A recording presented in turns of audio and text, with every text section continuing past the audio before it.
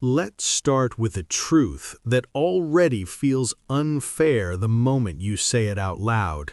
Some kids wake up thinking about homework. Some kids wake up thinking about friends. Some kids wake up wondering if today is the day something fun finally happens. Number 1 wakes up assuming today is the day everything collapses. Not metaphorically, not symbolically, operationally. For him, calm is not peace. It's a warning sign. Silence doesn't mean safety.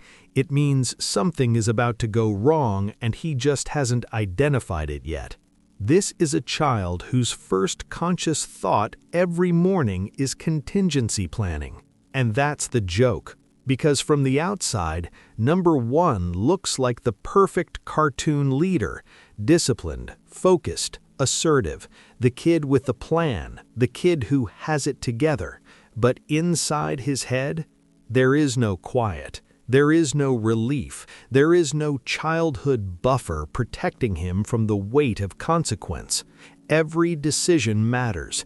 Every failure escalates. Every success simply clears space for the next emergency to arrive. And the cruelest part? Everyone depends on him staying functional. He doesn't get to panic. He doesn't get to hesitate. He doesn't get to fall apart. Not because he's strong, but because if he does, the entire structure collapses. That's not leadership. That's emotional hostage-taking. So when we laugh at number 1 barking orders, tightening protocols, and treating every situation like an extinction-level event, we're not laughing at confidence. We're laughing at a child performing emergency adulthood in a universe that never stops demanding it. And this is only the beginning. Because to understand why it truly sucks to be number 1, we have to stop pretending he's a hero and start seeing him for what he really is, a kid who never gets to exhale. On paper, number 1 is impressive, uncomfortably impressive. He's the strategist, the tactician, the one who sees patterns where others see chaos. He doesn't just react to danger, he anticipates it, plans for it, builds backup plans for the backup plans in case reality decides to improvise, which it usually does. This looks like confidence. It isn't. It's anxiety with infrastructure. Number 1 doesn't control situations because he enjoys authority. He controls them because the alternative feels like annihilation. If he isn't managing the variables will manage him and everyone else. So he learns early that control equals survival. He micromanages missions. He double-checks systems. He assumes betrayal, malfunction, and disaster as default states of reality. Not because he's cynical, but because experience taught him optimism gets people captured. Notice how rarely he relaxes. Notice how jokes bounce off him. Notice how fun happens around him, never inside him. While the others can afford to be impulsive, expressive, or emotionally messy, number 1 stays rigid, focused, tight. Because if he slips even once, everything burns. And here's the real cruelty. Everyone praises him for this. They call him responsible, mature, a natural leader. Those are adult compliments. And when you give them to a child, they stop being praise. They become a sentence. Every trait that makes him effective costs him something else. Spontaneity, joy, the freedom to be wrong without consequences. Number 1 doesn't get funny mistakes. His mistakes become disasters. He isn't allowed to fail safely, so he learns to fear failure entirely. So he becomes sharp, closed off, hyper-rational, not because he wants to be, but because the world taught him feelings slow you down, and slowing down gets people hurt. This is the core tragedy of number 1. He isn't controlling because he loves power. He's controlling because power is the only thing standing between order and collapse. And when a child builds their entire identity around holding reality together with sheer willpower, the result isn't heroism, it's exhaustion. Fear, for most kids, comes in bursts. A jump scare, a bad grade, a monster under the bed that disappears once the lights turn on. Number 1 doesn't get bursts. He gets maintenance fear. His nervous system is calibrated for impact. Calm doesn't register as safety. It registers as a countdown. Silence feels suspicious. Stillness feels temporary. Because in his world, danger doesn't announce itself politely. So he stops asking if something will go wrong. He starts calculating when. This is what constant threat does to a brain. You don't relax. You don't recover. You prepare. Endlessly. And the worst part? He's right. Adults really are hostile. Villains really do escalate without warning. Simple missions really do spiral into existential nightmares in under 30 seconds. His paranoia isn't irrational, it's accurate, which means there is no relief. Imagine trying to sleep while your brain refuses to believe the danger has passed. Imagine resting while your instincts whisper, "Stay sharp, stay ready, don't relax." That's not bravery. That's chronic stress wearing a confident mask. This is why number 1 is always tense, why his voice is clipped, why his patience is thin. He isn't rude, he's conserving energy. Every interaction is filtered through urgency because his mind is already 10 disasters ahead. And the show plays this panic for laughs. Explosions happen, plans fail, enemies attack, and number 1 reacts the same way every time. Tighten control, raise his voice, push forward. The audience laughs because the escalation is absurd, but what we're really watching is a child whose fight or flight response never turns off. And when fear becomes routine, it stops feeling dramatic. It becomes background noise, a constant hum of dread you learn to function inside. That's the real horror. Number 1 isn't living through emergencies, he's living as one. At some point, pressure stops motivating. It stops sharpening you. It stops pushing you forward, and it starts crushing you quietly. This is where number 1 lives.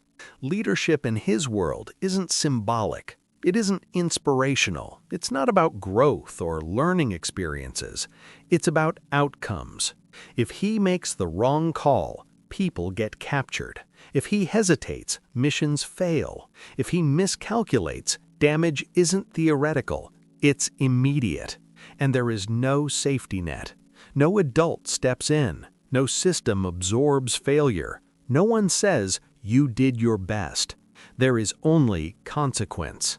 This is a level of responsibility most adults would break under, handed to a child whose brain is still developing, a brain not equipped to process guilt, moral weight, or systemic failure. So he internalizes everything. Every mistake becomes personal. Every loss becomes evidence he wasn't good enough. Excuses stop feeling allowed. So he becomes rigid. He stops delegating emotionally. He becomes the firewall between disaster and his team. That's not maturity. That's self-erasure. He doesn't get to fall apart, because falling apart would mean letting others down. And in his mind, that is unforgivable.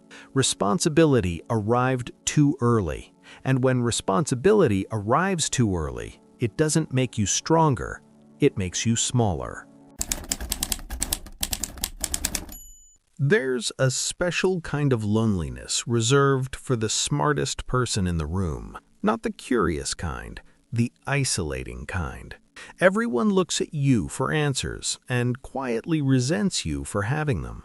This is number 1's social reality. His intelligence becomes a role he can't escape. He's the planner, the strategist, the one who says no, which means he's also the killjoy. Fun becomes dangerous, spontaneity becomes reckless, emotional closeness becomes risk. So he pulls back, not because he doesn't care, but because caring clouds judgment. Control feels safer than connection, and that control costs him everything that makes childhood light.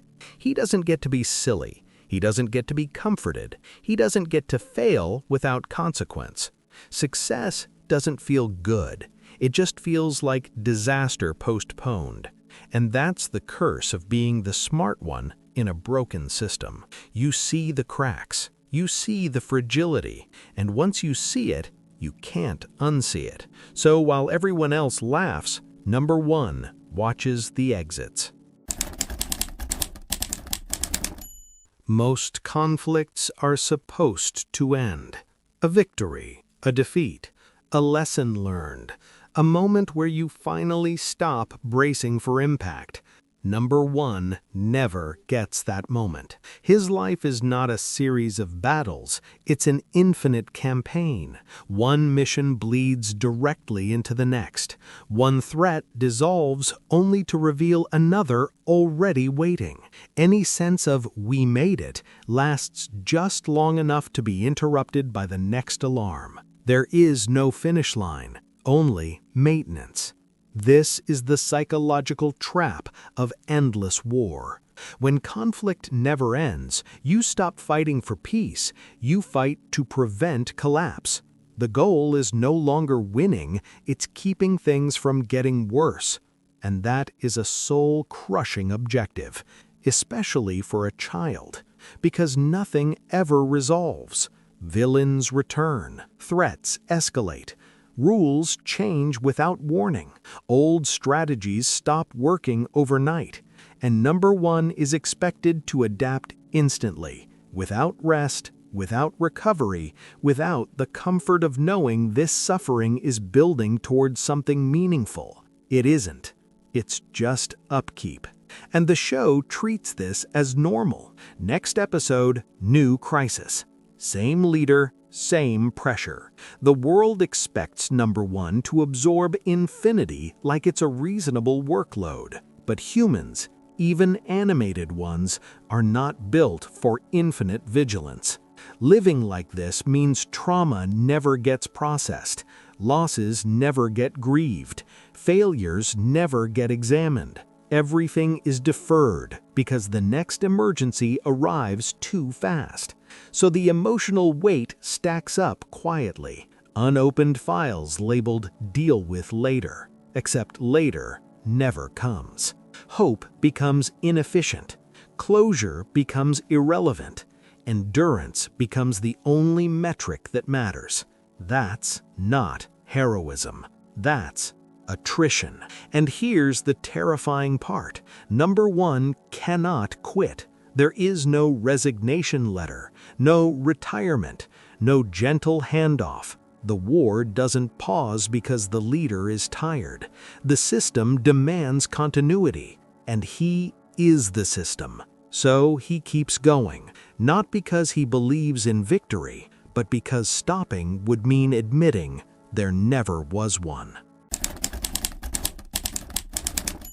There's a comforting myth we like to tell ourselves about leaders, that they chose this, that they stepped forward, that they wanted the burden. That myth does not apply to number one. He did not wake up one day and decide to become the emotional load-bearing beam of an underground child resistance movement. He didn't audition for stress. He didn't volunteer his nervous system as public infrastructure. He was assigned. And once assigned, there was no opt-out clause. This matters because choice changes how suffering feels. Chosen hardship can be framed as sacrifice. Unchosen hardship feels like captivity. Number one isn't driven by ambition, he's driven by obligation that hardened into identity. Over time, the line between who he is and what he does disappears completely. He doesn't lead because he believes in the cause. He leads because if he stops, everything collapses. And once that belief sets in, stepping away feels immoral. This is how systems quietly imprison people. They don't use force, they use dependence. Everyone needs him to be competent. Everyone needs him to be stable. Everyone needs him to hold it together. So even imagining a life where he isn't in charge starts to feel selfish, dangerous, irresponsible. Rest becomes betrayal. Doubt becomes weakness. Wanting something else becomes unthinkable. And because he never chose this role, he never negotiated its cost. The fear, the vigilance, the emotional numbness, the loss of any identity that isn't useful under pressure. It's all just assumed.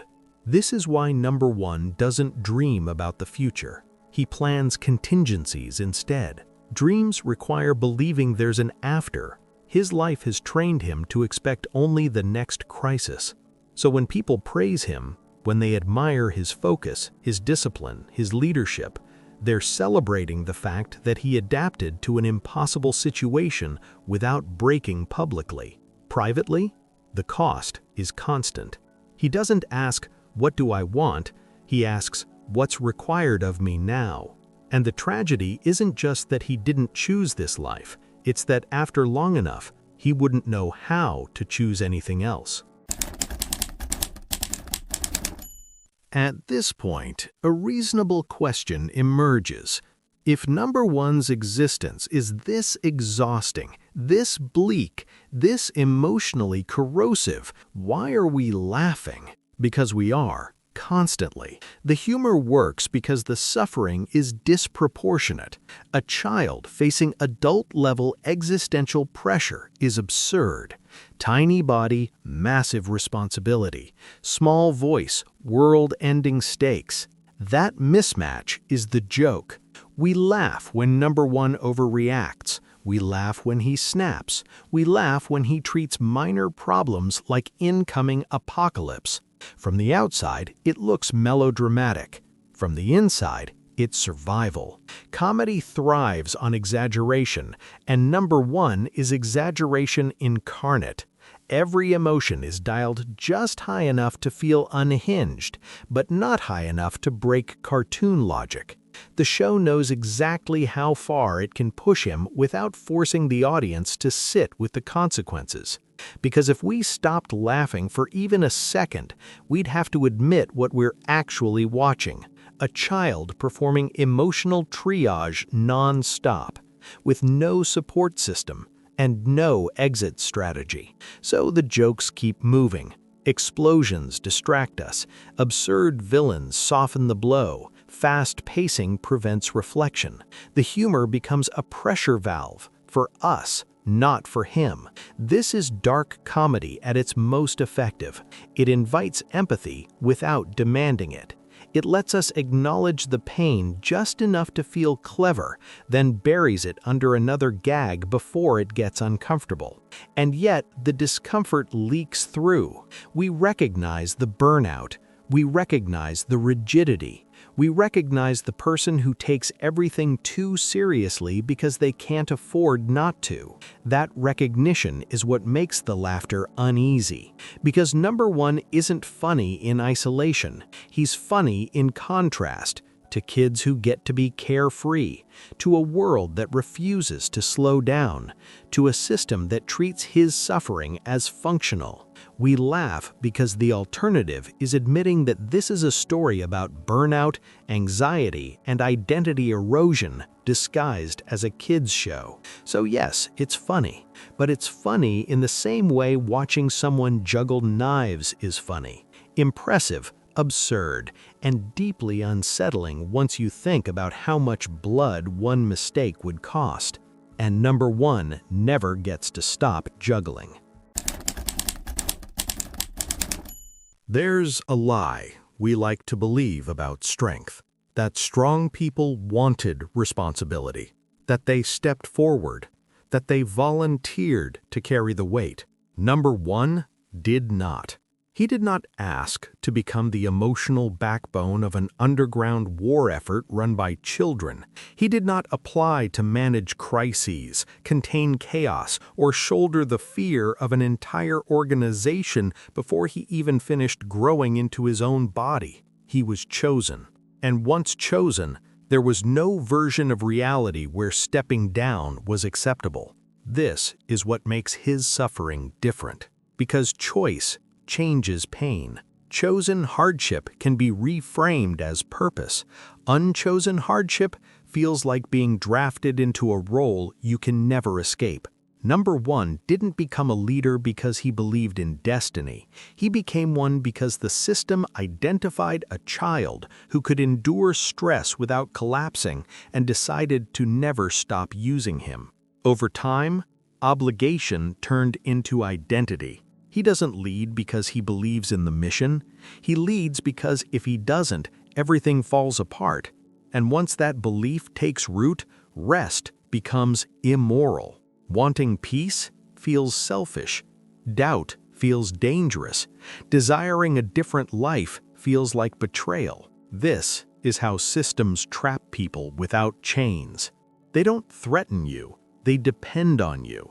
Everyone needs him to be stable. Everyone needs him to be decisive. Everyone needs him to not fall apart. So even imagining a life where he isn't in charge becomes unthinkable. Who would replace him? Who would hold the line? Who would take responsibility if something went wrong? That question alone is enough to keep him locked in place. And because he never chose this role, he never negotiated its cost. The fear, the vigilance, the emotional numbness, the slow erosion of anything that doesn't directly serve survival. All of it is treated as collateral damage. This is why Number 1 doesn't dream. He plans. Dreams require believing in an after.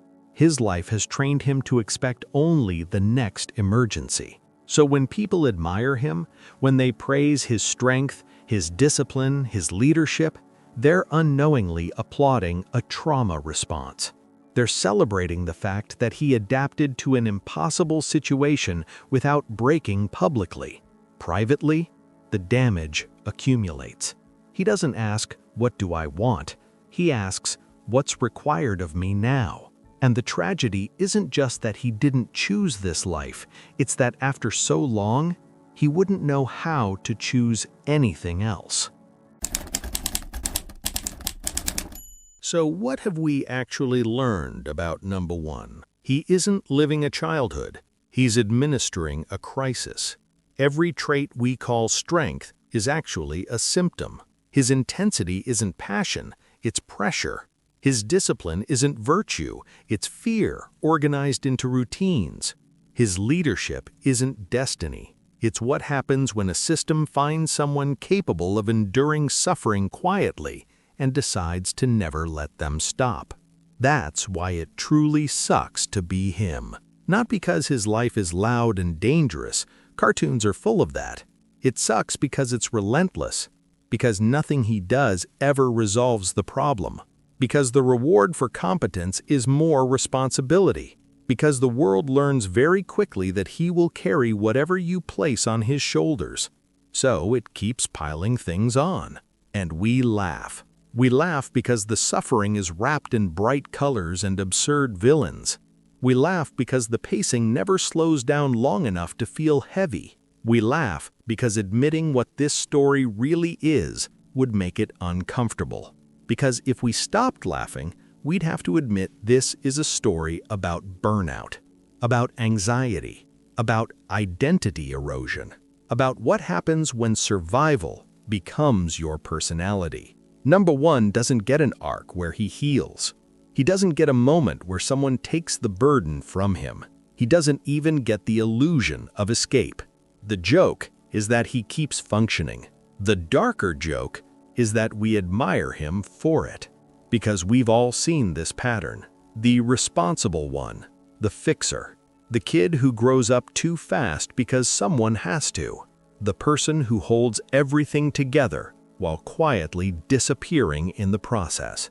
That's why Number 1 stays with us. Not because he's powerful, but because he's familiar. So yes, his life is absurd. Yes, it's exaggerated. Yes, it's funny. But it's also a warning. When survival becomes your identity, you don't notice what it costs you until there's nothing left to give. And number one, he never gets to stop giving. So now that you've spent all this time inside number one's head, there's only one responsible thing left to do. Laugh about it. Uncomfortably. Because that's the deal stories like this make with us.